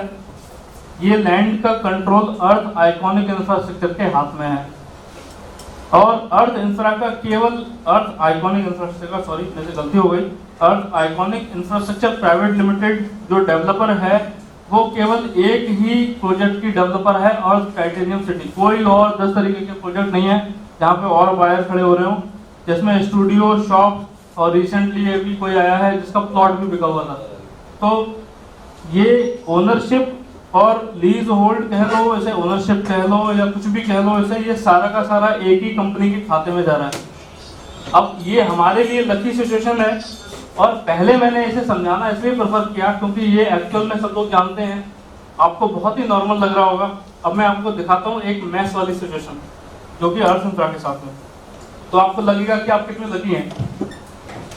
सर ये अर्थ इंफ्रास्ट्रक्चर लिमिटेड का स्ट्रक्चर है। कॉन्ट्रैक्टर अभी तक 60 करोड़ का क्लेम दर्ज करा चुके हैं, बायर्स बढ़ रहे हैं, 3500 बायर्स ने अभी तक क्लेम दर्ज कराया है, 1400 करोड़ के ऊपर निकल चुका है। ग्रेटर नोएडा अथॉरिटी का भी ड्यू है प्रोजेक्ट्स पे, और हरियाणा का भी ड्यू है। टैक्स अथॉरिटीज ने अभी तक कोई क्लेम फाइल नहीं किया है, तो और वो चांस है उनके पास क्योंकि ये प्रोसेस चल रहा है। ये सब सिचुएशन है, 60 करोड़ यहाँ पे हो गए, 1400 करोड़ यहाँ पर हो गया। अथॉरिटी का भी ड्यू है इसमें। डायरेक्ट एसेट्स आप देख सकते हैं, एक भी डायरेक्ट एसेट्स नहीं है जिस पर एक कंपनी जो है डायरेक्टली होल्ड कर सकती हो। सारी कंपनी की जो सारी एसेट्स हैं वो एक सब्सिडरी के अंडर में आती हैं। इसके अलावा भी कुछ एसेट्स हैं जो ईओडब्ल्यू ने सीज करी हैं, जिनका रिपोर्ट जो है वो आईआरपी निकालेगा। जो फॉरेंसिक ऑडिट में रिपोर्ट आएगी उसमें पता चलेगा कि और कौन कौन सी एसेट्स हैं, वो भी एक चांस है। तो ये मैं केवल प्रोजेक्ट्स की बात कर रहा हूँ कि अगर प्रोजेक्ट के बायर्स की बात कर रहा हूँ तो उनके हाथ में जो उनके सामने जो लैंड है वो कौन सी है। अर्थ इंफ्रास्ट्रक्चर डेवलपर है, ये आपके प्रोजेक्ट्स हैं और ये आपकी कंपनीज हैं। ऑब्वियसली ये कंपनीज इसकी सब्सिडरी हैं, लेकिन still they are other companies, they will be treated as separate identity, separate entity. इनके ऊपर कोई कंट्रोल नहीं किया जा सकता जब तक या तो इन पे आईआरपी अपॉइंट ना हो जाए या इन पे कोई डायरेक्टर काम करने के लिए ना आ जाए। तो अब ये आईआरपी अर्थ को कंट्रोल करता है, न कि सब्सिडरी को, और जो लैंड्स हैं वो इन सब्सिडरीज के नाम पे हैं। मतलब डायरेक्टली आप खाली पड़े हो बिल्कुल। अब ये स्टेटस यहाँ पे है और आप देख सकते हो ये बिल्कुल क्लीन हो जाएगा। जब हम टाइटेनियम केस में जाएंगे तो ये बिल्कुल क्लीन हो गया। यहाँ पे लैंड बिल्कुल सामने आ गई हमारे सामने, ये हमारे आंखों के सामने हम देख सकते हैं, वहाँ पे खड़े हो सकते हैं। वहाँ पे ऐसा कुछ भी नहीं। मुझे याद है सर, एक हमारे सफायर कोर्ट के बाहर हैं, उन्होंने हमसे बोला कि ऐसा क्यों नहीं करते कि हम खुद ही कंस्ट्रक्शन स्टार्ट करते हैं। तो हमने कहा जी बिल्कुल कर सकते हैं।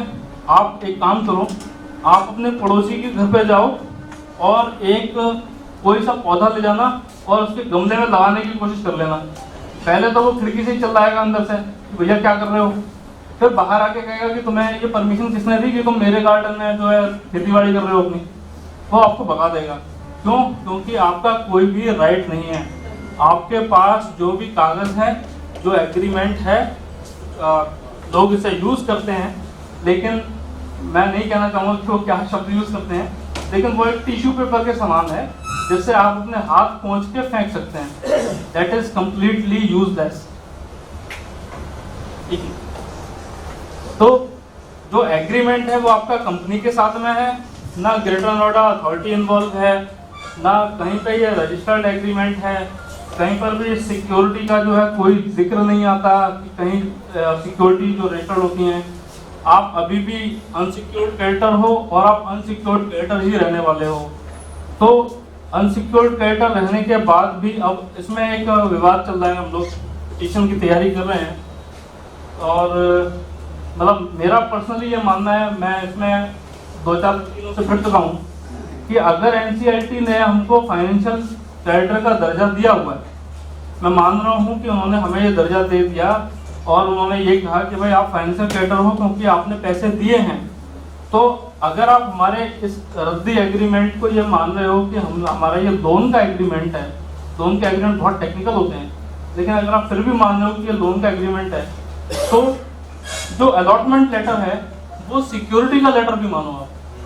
क्योंकि अगर वो आप सिक्योरिटी का लेटर मानोगे तो हम सिक्योर्ड क्रेडिटर हो जाएंगे, और अगर हम सिक्योर्ड क्रेडिटर हो जाएंगे तो मैं वापस आपको अगर मैं उस स्लाइड पे ले जाऊं कि भाई हम फिर दोनों जगह टॉप पे पहुंच जाएंगे। हम सर यहाँ पे भी सिक्योर्ड क्रेडिटर टॉप पे पहुंच जाएंगे, हम सर यहाँ पे भी टॉप पे पहुंच जाएंगे। तो हमारा जो मानना था वो ये था कि हमें यहाँ टॉप पे पहुंचना है।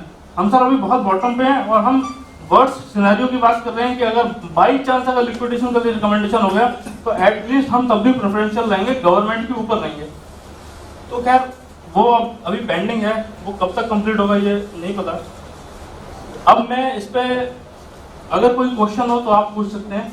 जो स्लाइड बोलेंगे वो मैं खोल दूंगा और आप मुझे बता दीजिएगा। आपका क्वेश्चन जरा बताइए।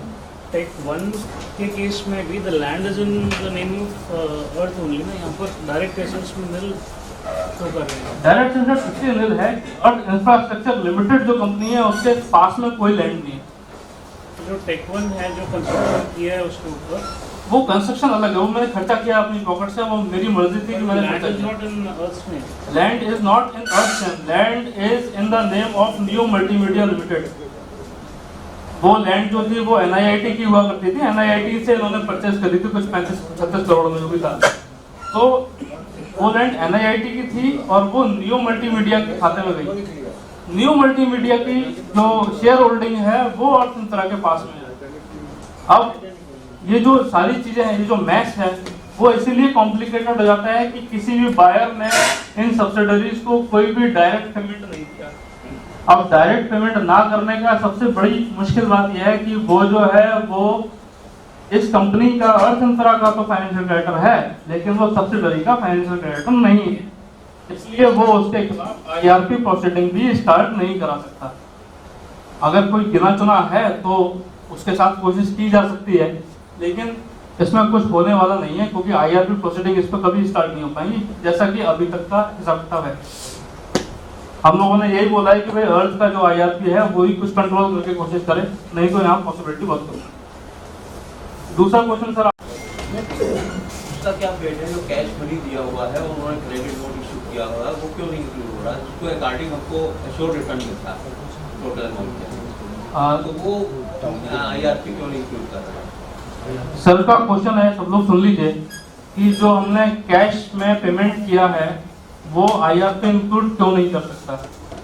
उसकी वजह सर ये है कि लॉ के हिसाब से अगर चला जाए उसे वैसे तो इंक्लूड करना चाहिए अगर जनरल पब्लिक में बात करी जाए तो। लॉ के हिसाब से अगर कोई रसीद है कंपनी की तो उस पर उसका स्टाम्प लगा होना चाहिए और जो ऑथोराइज्ड पर्सन है जिसे बोर्ड ऑफ डायरेक्टर्स ने अप्रूव करा है उसके सिग्नेचर होने चाहिए, नहीं तो उसको इनवैलिड माना जाता है।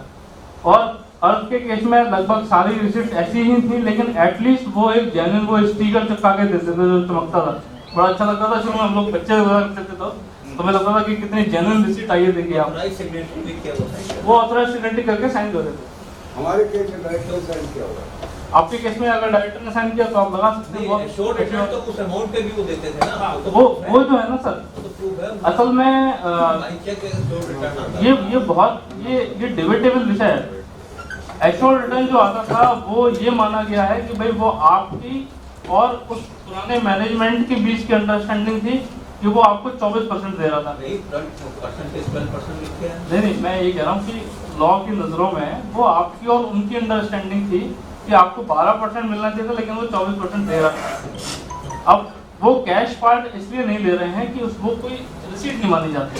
मेरे पास सर एक केस है, मैं आपको बताऊं, अर्थ इंफ्रा का केस है जो कि मैं बता रहा हूँ आपको। उसमें एक व्यक्ति है कनाडा के, नाम नहीं लूंगा नहीं तो अगली बार मीटिंग में नहीं आएंगे। तो उन्होंने सर बैंक से पैसा निकाल के 7 लाख रुपए निकाल लिए, कभी 10 लाख रुपए निकाल लिए। वो अर्थ वाले बंदे को कैश देते चले गए। वो पैसा सैलरी का पैसा था उनके फादर की, उनके अकाउंट में आता था और वो वहां से विड्रॉ करते थे, थोड़ा पैसा अपने अकाउंट से विड्रॉ करते थे और वो दे देते थे, चला जाता। उन्हें तब ये कंसेप्ट नहीं पता था ब्लैक मनी व्हाइट मनी वाला, या कैश में देंगे तो क्या नुकसान रहेगा। आज की डेट में IRP ने उनका क्लेम रिजेक्ट कर रखा है कि ये सारी कैश की रसीदें हैं, और कैश की रसीदें हैं उनके पास, वो जो डिस्काउंट नोट आता था वो मानने से इनकार कर रहा है कि आपने पेमेंट कर। अगर एग्रीमेंट में दिया गया, अगर एग्रीमेमेंट में वो अमाउंट आ गया तब तो फिर माना जाएगा। अगर एग्रीमेंट में उनके वो कैश वाला क्रेडिट नोट लिखा हुआ यहाँ पे इशू सर ये नहीं है कि कितना एश्योर्ड रिटर्न आपको मिला, यहाँ पे इशू ये है कि आपके एग्रीमेंट में कितना परसेंटेज डिसाइडेड हुआ है, आपने और उसके बीच में म्यूचुअल अंडरस्टैंडिंग के हिसाब से कितना एग्रीमेंट में डिसाइडेड है। एग्रीमेंट में कितना लिखा गया? हाँ, पिछला जो हुआ वो तो सर वो थे ही फ्रॉड। सही बात है, अगर एग्रीमेंट में भी नहीं लिखा तो मुश्किल है। तब मुश्किल आई, वो पहले से ही फ्रॉड थे ये सबको पता है, लेकिन अब एग्रीमेंट के हिसाब से क्या बनता है वो माना जाएगा। जिसके पास जिसका डायरेक्टर ने साइन किया है उसका स्टेटस क्या होगा? सर अगर स्टाम्प लगी है तो वो क्लेम कर सकता है सर, वो IRP चेक करके बताएगा सर। अगर उस पर स्टाम्प लगी है जो सर ज्यादातर कैश रिसीट्स है आपके केस में डिफरेंट है, लेकिन जो ज्यादातर लोगों के पास कैश रिसीट्स है वो जनरली इस तरह की है कि ऊपर सिर्फ इतना मेंशन है कि हम आपसे इतना पैसा कैश रिसीव कर रहे हैं और नीचे सिग्नेचर की जगह पे सिर्फ एक डूडल बना हुआ है जिससे आप ये भी पता नहीं कर सकते कि ये सिग्नेचर किसने करे हैं। लेकिन कुछ इस तरह से भी हुआ है कि अगर मान लीजिए आपने एक यूनिट 1 करोड़ रुपए की खरीदी है और आपने 50-50 में पेमेंट कर दी, 50 लाख रुपए आपने चेक से पेमेंट कर दी और 50 लाख रुपए आपने कैश में पेमेंट कर दी। तो कंपनी ने क्या करा कि जिस यूनिट, उदाहरण के लिए जिस यूनिट का पर स्क्वायर फीट प्राइस 5,000 रुपए पर स्क्वायर फीट था, उसको सीधा ही 2,500 रुपए स्क्वायर फीट कर दिया और एग्रीमेंट में आपकी उस यूनिट की कीमत 50 लाख रुपए लिख दी। अब जो आपको डिस्काउंट नोट दिया गया है, अगर आप इसको सीधे तरीके से बिल्कुल आसान शब्दों में समझो, अगर मान लीजिए मैं दुकान से जाकर के एक मोबाइल फोन खरीदता हूं और मोबाइल की कीमत 10,000 रुपए है, उन्होंने मुझे उस पर 50% डिस्काउंट दिया और मुझे 5,000 रुपए में मोबाइल दे दिया। किसी कारण से मुझे मोबाइल पसंद नहीं आता, मैं वापस दुकानदार के पास जाता हूं कि मुझे मोबाइल पसंद नहीं है, आप मेरे पैसे वापस कर दो, तो क्या मैं उससे 10,000 रुपए मांगूंगा? नहीं, क्योंकि जो डिस्काउंट का अमाउंट है उसे सिर्फ डिस्काउंट ही दिखाया गया है, जो इनका ऐसे प्री प्लान्ड गिमिक था कि कल को लोग कैश अमाउंट के लिए एटलीस्ट क्लेम ना कर पाए। बुरी से बुरी सिचुएशन में भी अगर इनको किसी को रिफंड करना पड़ता तो ये कैश अमाउंट उस केस में ये पहले से प्री प्लान था कि वो उस अमाउंट को खाने वाले। तो कैश जो है उसकी समस्या यही रहेगी। और जो अर्थ इंफ्रास्ट्रक्चर में जो मिस्टर जुनेजा हैं उनसे भी कैश के ऊपर डिस्कशन हुआ था, तो उनका भी कहना कहीं ना कहीं तक लॉजिकल है। वो ये कह रहे हैं कि आपने अगर कंपनी को कोई पैसा चेक कैश के रूप में दिया तो आप उसे किस तरह से स्टैब्लिश करोगे कि वो पैसे किस लिए दिए गए। ये अंडरस्टैंडिंग सिर्फ आपके और बिल्डर के बीच में थी। बहुत सारे लोग ऐसे हैं जो कंपनी में एम्प्लॉय थे और उन्होंने भी कंपनी में यूनिट परचेज करी, तो उनके बीच में कैश ट्रांजैक्शन वो आप भी सस्पिशियस समझेंगे कि यार इसने तो पता नहीं कितने दे दिए होंगे। तो कैश के लिए अभी कुछ क्लियर नहीं है। जो भी IRP है वो कैश आपका अनटिल अनलेस तब तक एक्सेप्ट नहीं करेंगे अगर वो अमाउंट आपका एग्रीमेंट में मेंशन नहीं है। हमारे केस में शो रिटर्न 1.28% मेंशन किया हुआ आपने। सर मैं आपकी बात बिल्कुल समझ गया। जिन केसेस में वो अमाउंट MOU में मेंशन नहीं है वो उस केस में अमाउंट IRP एक्सेप्ट नहीं करेगी। इंटरेस्ट रेट जो दिया है 1.28% मेंशन किया है, उसके अकॉर्डिंग वो मतलब सर उस तरह से सबका है, सबका उसी तरह से है। अगर मैंने 1 करोड़ रुपए दिए हैं, 50 लाख रुपए मैंने कैश में दिए, आपको एश्योर्ड 1 करोड़ रुपए ही मिल रहा था, ठीक है। लेकिन वो बहुत लंबा डिबेट का इशू है, ठीक है। उसमें अभी तक कोई क्लियरेंस मतलब NCLT की तरफ से वो उन चीजों में नहीं जाएंगे, ठीक है। अगर आपका अमाउंट है आप क्रिमिनल में जाकर के जरूर लड़ सकते हैं, ठीक है। लेकिन यहाँ पर IRP फिलहाल कोई एक्सेप्ट नहीं करता। क्रेडिट नोट जो इशू किया सर वो असल में जो डिस्कशन सर कर रहे थे, अंकुर सर ने जो बताया वो बेसिक चीज ये है कि वो पैसा कंपनी के अकाउंट्स में जमा नहीं हुआ। तो अगर वो पैसा कंपनी के अकाउंट्स में जमा हो जाए तो उसे माना जा सकता है कि वो आपका क्लेम आप कर सकते हैं। अब इस समय बात आती है फॉरेंसिक ऑडिट की, क्योंकि ये चीज तभी क्लियर हो पाएगी जब फॉरेंसिक ऑडिट की रिपोर्ट आ जाएगी। तो अगर फॉरेंसिक तो क्लेम करें ना, वो ना एक्सेप्ट करें ना करें, आप रिवाइज कर किसी भी टाइम पे रिवाइज कर सकते हैं। इवन IRP की ड्यूटी है कि अगर फॉरेंसिक ऑडिट की रिपोर्ट में आपके अमाउंट ज्यादा आ रहा है तो वो उतना अमाउंट देगा आपका, तो वो उसकी जिम्मेदारी है, वो रिवाइज कर सकते हैं। आप नहीं कर सकते, इवन IRP भी रिवाइज कर सकता है।